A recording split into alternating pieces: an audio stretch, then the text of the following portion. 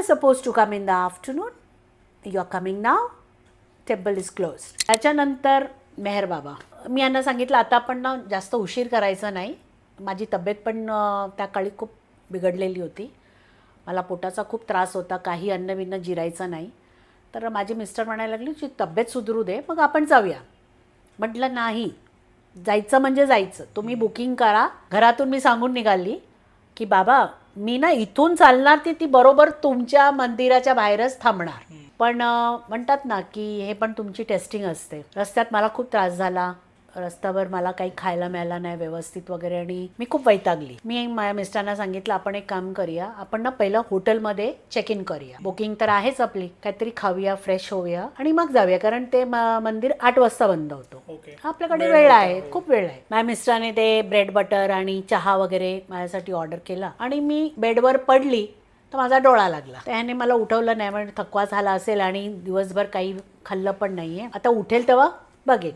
आणि एकदम मला 6ला जाग झाली. तर हे म्हणायला लागले चल आपल्याला निघायचं आहे, पण हे तू खाऊन घे पटकन. पटकन ते खाऊन घेतलं, तयार वयार झाली. मी गेली तर मी बघितलं की स्वप्नाची मी वाट बघितली तीच वाट आहे. जात असताना रेल्वे ट्रॅक पण तेच आहे, कारण मला जे स्वप्नात आले ते सगळं ते पाथ, ते रेल्वे ट्रॅक सगळं तसंच दाखवलेलं.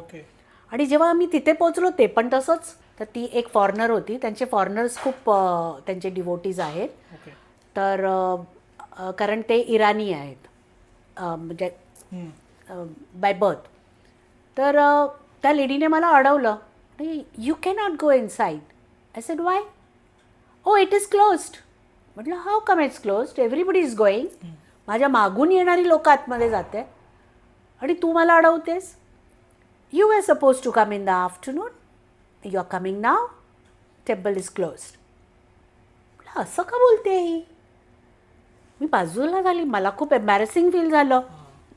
माझे मिस्टर आणि माझी मुलगी हळूहळू मागून येत होते, पण मला घाई झाली होती की मला पहिलं जाऊन भेटायचं आणि ते मला अडवलं तिने.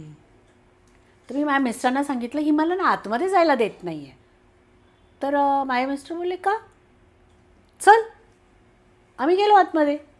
पण मला विचित्र वाटलं की तिने मला का अडवलं आणि तेच का बोललं. आणि माझ्या लक्षातच आलं नाही की मी मुंबईवरनं निघायच्या अगोदर हे सांगितलं की मी सरळ तुमच्या देवळाच्या बाहेर माझी गाडी थांबणार आणि मी वाया हॉटेल खाऊन पिऊन येते.